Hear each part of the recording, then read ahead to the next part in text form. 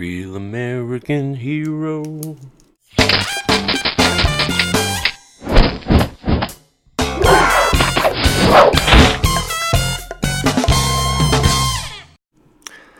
Welcome back to the Comconocave. I'm your host, the Comconocalst. Now, back in the early 1960s, there was a man named Don Levin, and he was a retired Korean War veteran, and he was also head of research and development for Hasbro, and he decided to bring to the table an idea that he had.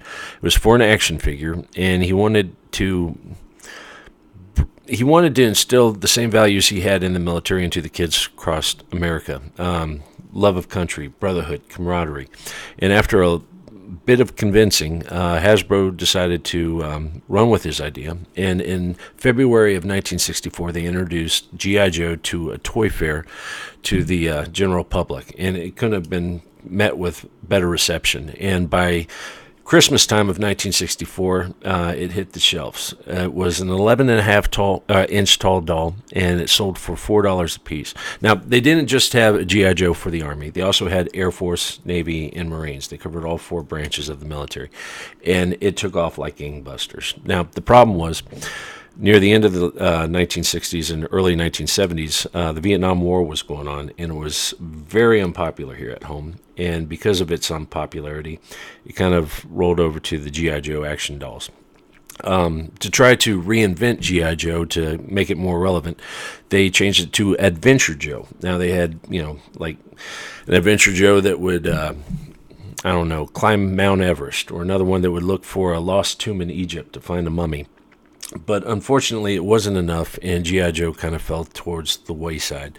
Now, because of Star Wars in the late 70s and its introduction of Star Wars figures, G.I. Joe actually made a resurgence in the early 1980s. They rebranded the G.I. Joe figure from an 11.5 inch doll to 3 3/4 to match the Star Wars figures.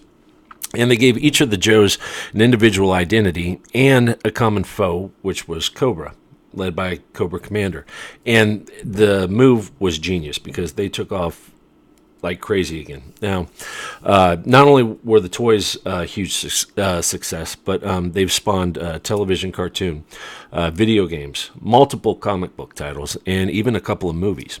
And in recognition of these feats, G.I. Joe was introduced into the National Toy Hall of Fame in 2004. Now, this is the 50th anniversary of G.I. Joe, so I wanted to give a small, recognition to them and say thank you for introducing me to G.I. Joe. And at the same time, if you know anybody that's serving right now or is a retired vet, find them, tell them thanks as well. Now, if you have any questions, feel free to reach me at comconocave@gmail.com, or you can leave them in the comments below. And until next time, take it easy.